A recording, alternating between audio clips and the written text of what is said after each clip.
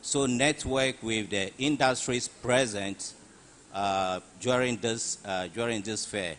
On this note, I say thank you all for participating in this career fair. Thank you. Let's give Prof. Another round of applause. Thank you so much, Prof. So at this juncture, I'm going to call upon Michael, a final year petroleum engineering student. He's going to share with us his end of year project. It's on flow assurance in subsea and flow safety systems at the Jubilee field. I believe I got that right. A round of applause. He's coming together with Sego Enoch. Yeah.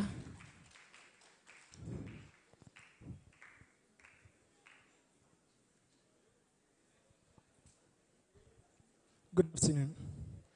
Good afternoon, everyone. Thank you. Upon Michael, like the MC announced, I'm a final year BSc Petroleum Engineering student from the Department of Petroleum and Natural Gas Engineering. I'm here to present on my final year project by the opportunity given to me by my department. This project came into light as a result of last year's career fair. So through last year's career fair, we had the privilege to interact with companies. To mention a few, Espro is one of them, and they were able to release onto us some relevant data which we used for our work. So my end of year project work, we are in a group of 5. I am the group leader, so I'm standing instead of all the team members to present to you. So the project work was on flow assurance in subsea flow and safety systems at the Jubilee field. And we were doing it to solve a problem that is very paramount to production of oil and gas in the energy industry.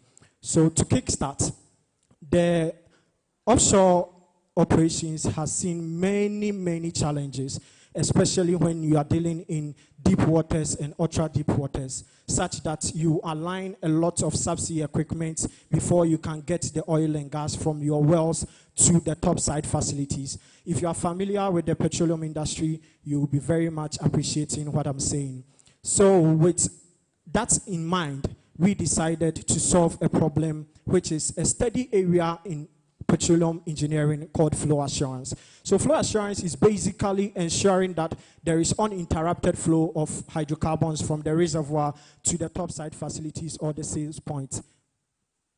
To the sale point. So the guy will be projecting, like I said, from the School of Energy Department of Petroleum and Natural Gas. Please, then. Yes, so that's my project topic, flow assurance in subsea flow and safety systems at the Jubilee field. And we are in a group of 5. We are supervised by Engineer Kwamena Opokuduate from the Department of Petroleum and Natural Gas Engineering. Okay, please, the other slide.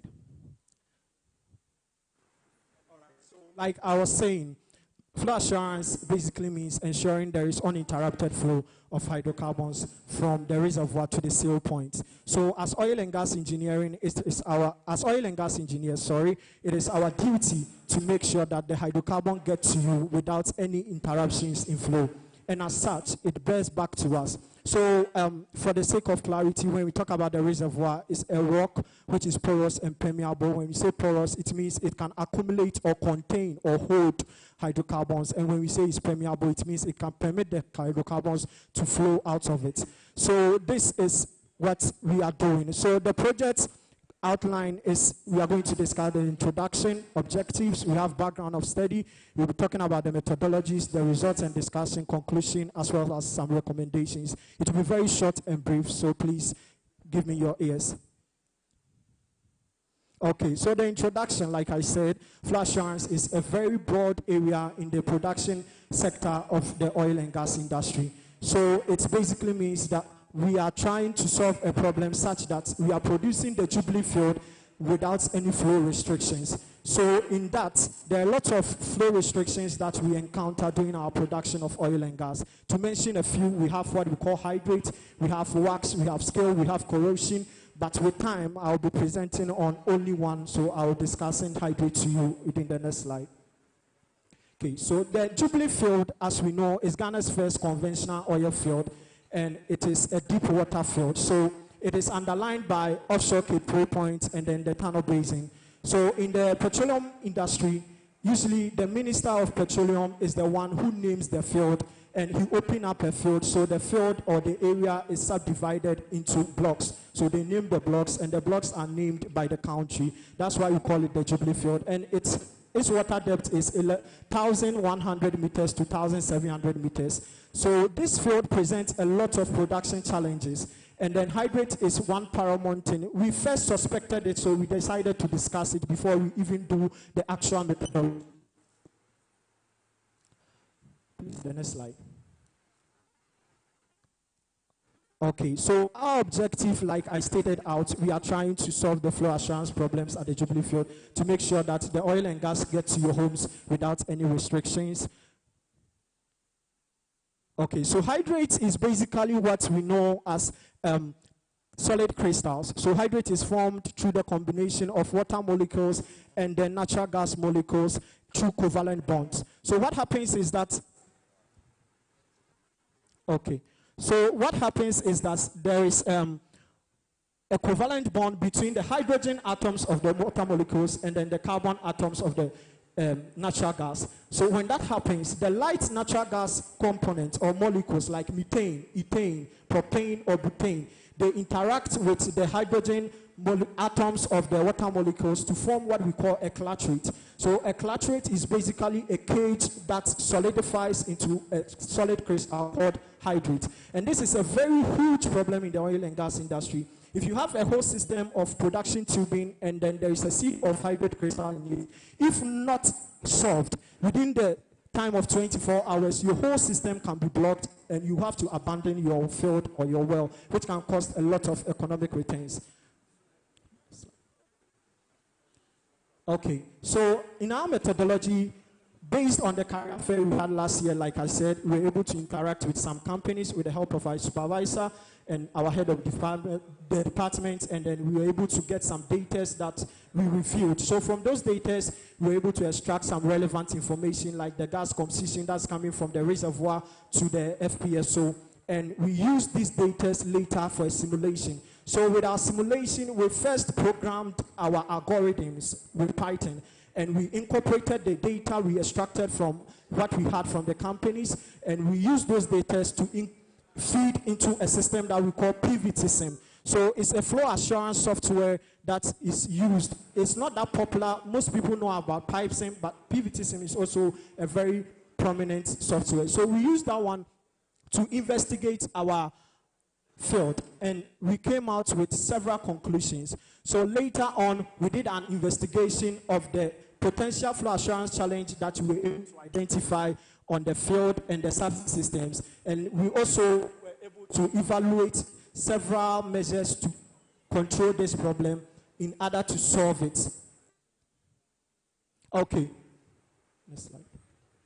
All right. So these are some of the data, like I mentioned. So this is the FPSO arrival gas composition, and we had this from GNPC. We also had other data from like ESPRO, like I mentioned.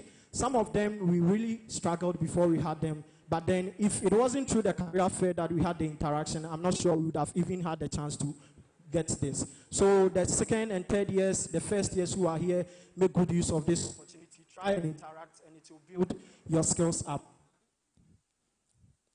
Okay, so after our simulation, this is the results we had. So we used PVT-Sim with the data we had. We programmed Python codes and then fed it into the software. So we were able to simulate what we call hydrate formation curve. And that curve formed at a pressure of 3,000 psi. This in petroleum field units. So in standard or metric units, usually we call them bars. So you can just search on your phone, do a conversation for the sake of time. And then the hydrate formed at a temperature of 74.36 degrees Fahrenheit, which is also a field unit in the petroleum industry. And we came to this conclusion with several data like temperature data, pressure data, volume data, production profile data, and we were able to generate these results. Okay, so after a simulation, like I said, we were able to outline a possible flow assurance challenge called hydrate forming within our systems at a temperature of 74.36 degrees Celsius. So those of you who are familiar with the oil and gas industry operations, you'll be very aware of this. So there is something we call a subcooling temperature. So the lowest temperature experienced at the subsea region is 41 degrees Celsius. And this 41 degrees Celsius being the lowest temperature at the subsea region, from the hydrate formation temperature gives us a subcooling temperature of 33.36 degrees Fahrenheit, which is indicating that there is the possibility of hydrate forming within our subsea systems. Okay, so we came out with several proposed solutions. So the first solution that we proposed was mitigating this with what we call methanol. So methanol is a chemical substance. So when this methanol is pumped into the main flow lines, into the subsea systems like the Christmas tree, among the rest, what it does is that it causes a thermodynamic reaction. So it increases the pressure and the temperature of the fluid above the hydrate formation temperature to prevent hydrate from forming. And then we also analyzed another solution by pumping dead oil and then diesel also into the reservoir. But there are more works we are doing. And due to time, we can't disclose the findings yet because it's not been accepted by our department. We are still working on it. So if you ever chance on our thesis, you get the time to read more on our project. So I thank my department. I thank everyone for giving me this opportunity. I was tasked to do this presentation to showcase to you that career fair is very beneficial to us as students. If not for the career fair, there is no way we would have had this opportunity. So we were able to interact with industry professionals. So I myself had the privilege to intern with ESPO, and through that I was able to get the real problems that is happening in the industry. And if you are here as a second year or as a third year or even a final or first year, please take very good opportunity of this. It will help you a lot in your future. Thank you everyone for having me. And then we've provided a poster presentation. We've pasted it at the reception. So if you have any questions, you can come to us. It contains all that we've discussed so far. So whatever questions you have, whatever challenges you are having with our presentation, when you come to us, we can address it further for you. Thank you so much. Thank you so much, Michael.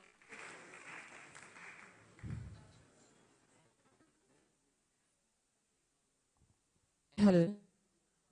All right, so we take another interlude. We'll sing one.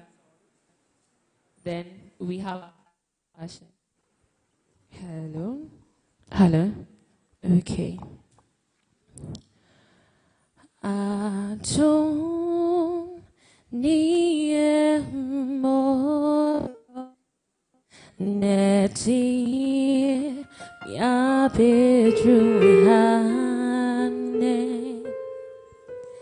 nyame nyewato anka asitne peye tikran opera no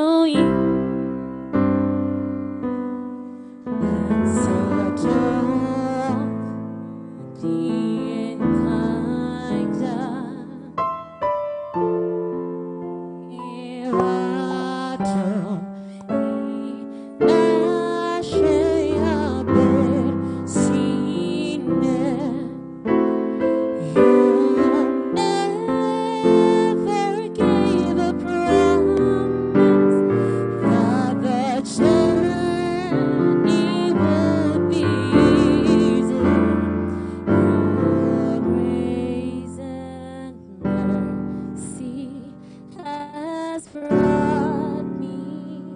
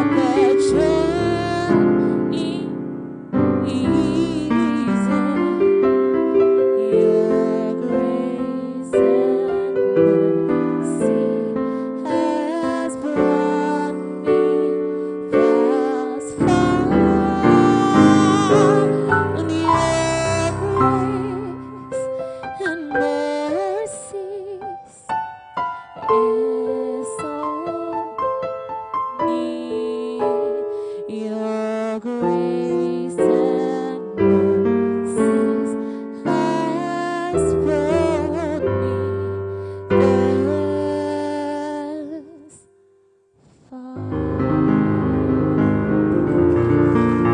Hello? Hello? Hello? All right. The microphones are playing games with me, but it's fine. So we are going to head on to the next panel discussion. And Joseph is going to mention the names of... Thank you very much. Thank you very much for that beautiful ministration. All right.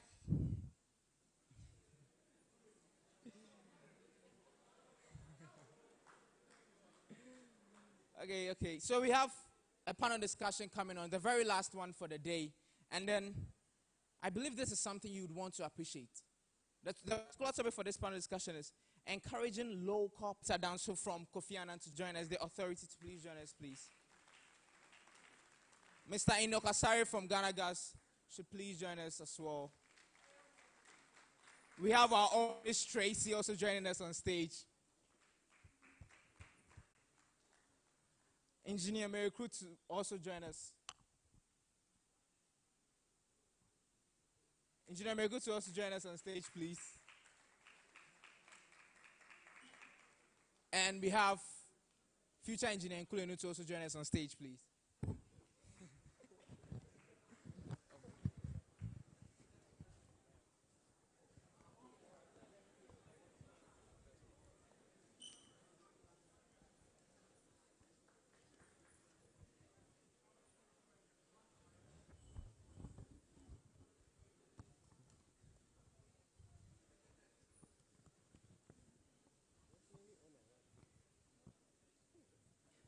Again, the topic for discussion, if you'd like to take notice, encouraging local participation in the industry, awareness creation. To all my people who brought notes, congratulations. To all the people who didn't, think about something. It's very, no, let's be real. We have a career fair and you didn't come with a notebook. Yeah. Okay, so let's get into the conversation. And the first question here. Are we all here? Are we together? The first question here is, how can companies in the energy sector effectively raise awareness among local communities and universities to encourage their participation in the industry? I take it again. How can communities in the companies in the energy sector effectively raise awareness among local communities and universities to encourage their participation in the industry?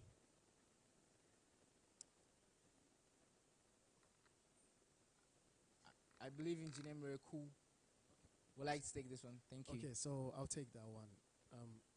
I think today is even one of the key ones that we are doing now. Such career fairs, being able to have a memorandum of understanding and an agreement between the various different companies and the industry and also the investors are very, very paramount. I'll use an example of Ghana Gas. That's something that we've done several years.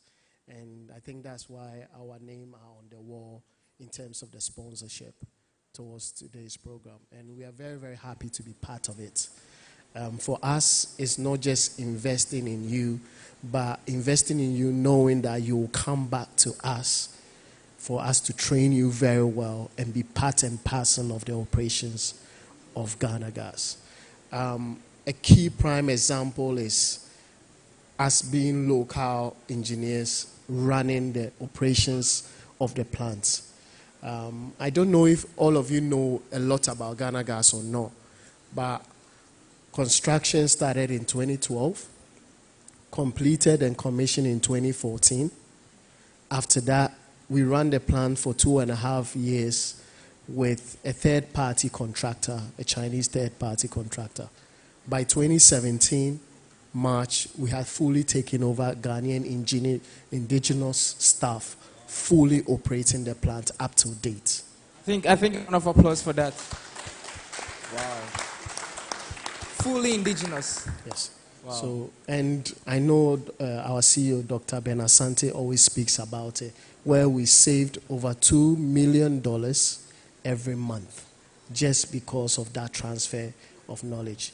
So it's very, very important for us as a country and as indigenous to be part of it. Thank you. Thank you very much, Engineer, for your submission. Thank you very much. I believe Mr. Enoch will have some.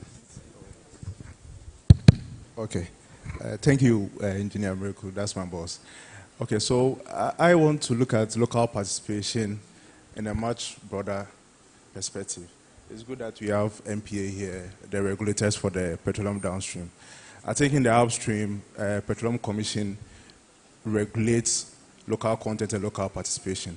But the word here is local participation, which means the ownership or the Ghanaian ownership in the industry.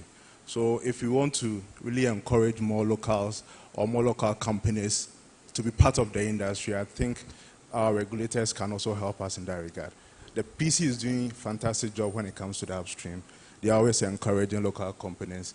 And just like Miracle said, Ghanaian engineers are capable of running the industry. So it's all about awareness. It's all about encouraging them or let them know the requirements in the industry. And with the needed capacity, I think we can take fully charge of our energy industry. Thank you very much. Thank you very much. I believe Mr. Appiah Hello. as well.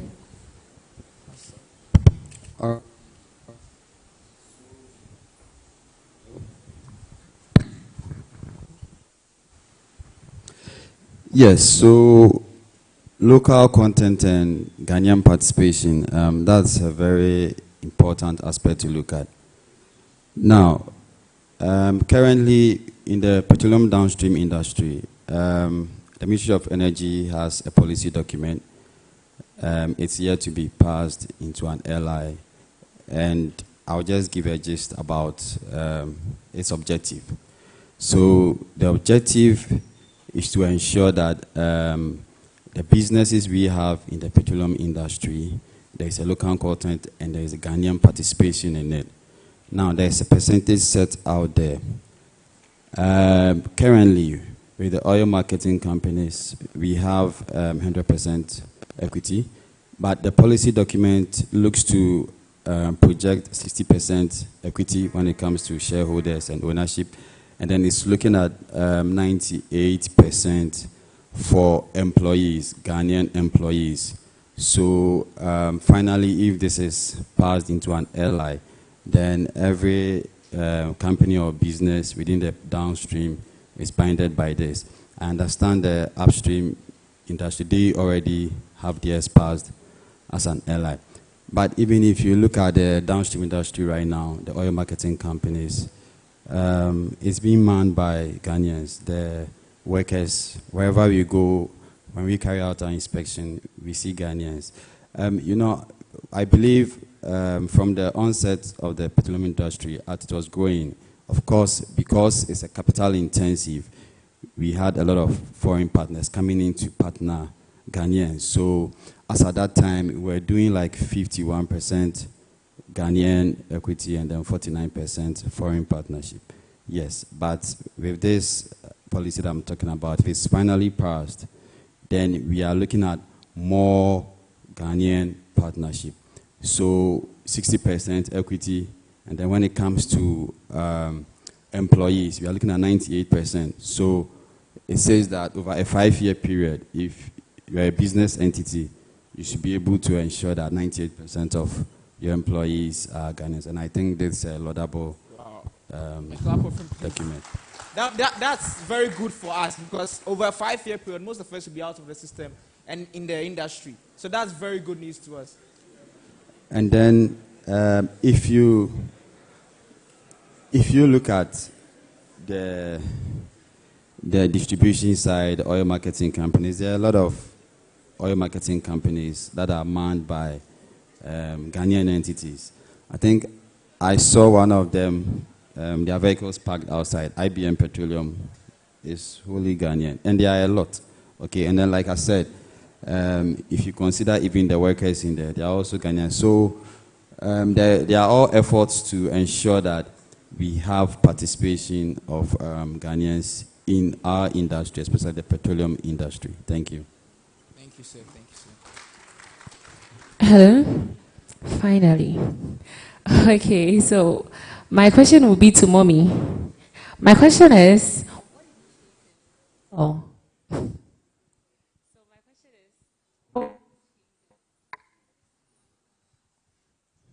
What initiatives are companies putting in place to promote the STEM education and career pathways for indigenous youth, encouraging them to pursue careers in the energy industry?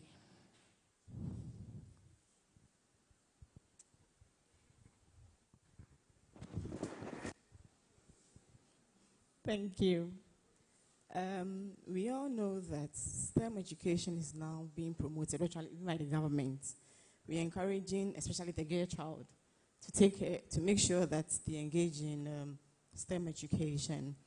And most companies are also sponsoring students to do STEM education. And we at a business, we at Kofi Annan, we are an ICT company.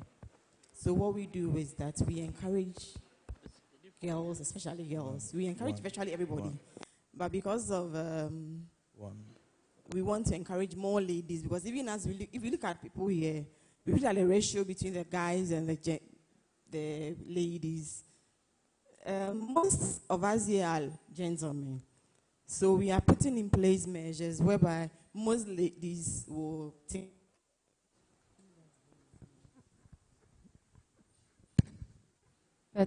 Thank you so much, Ma. Please, I would like Mr. Ino to also give us a submission of the same topic. Okay, so with company specific, Ghana Gas, we are so much interested in STEM as well. And from the management level, we always try to organize programs that could bridge the gap between industry and academia, trying to be telling them what industry really expects from them. So I think we've launched quite a number of programs already.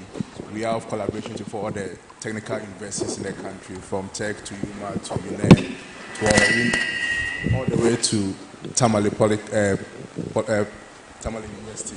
So at the company level, we are very much interested in STEM as well. In the company, all the lady engineers are accorded same respect that the other men will be given. My plant manager is here. If a lady is at the plant site, and if the lady is, hello.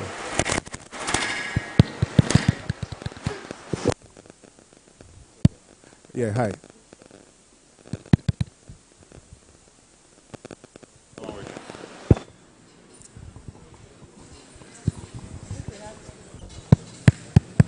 Yeah, hello. Okay, I think it's better now. So we give equal rights to all persons. We don't discriminate against sex. And in fact, most of the time when ladies apply and they are coming in, most of the time they are giving preference over men. If all the engineers or the lady engineers in our company are having a program, my CEO, management will always make time and even to the as low as even the secondary level. We put up this gas challenge program as well. And I even thought of even extending it to the senior high level. So we are very much interested in STEM as well.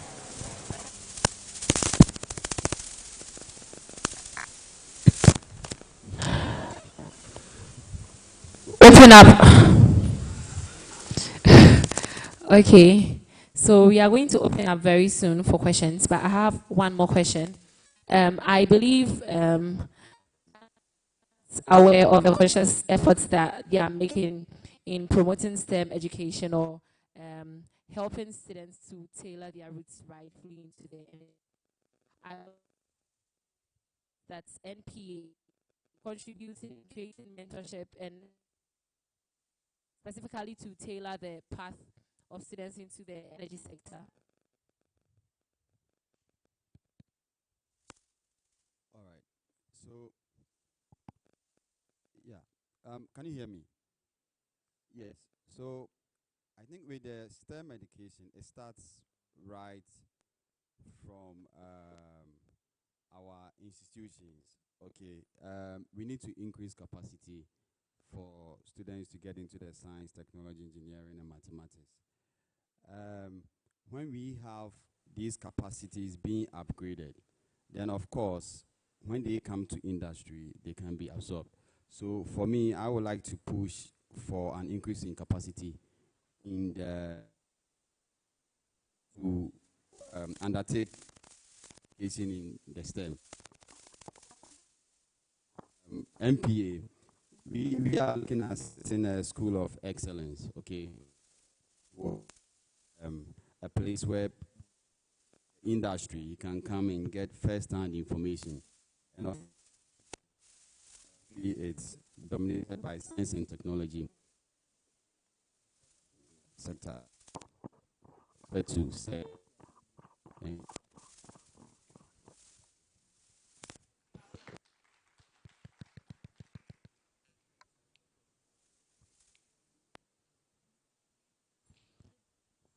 Hello. So before you go on,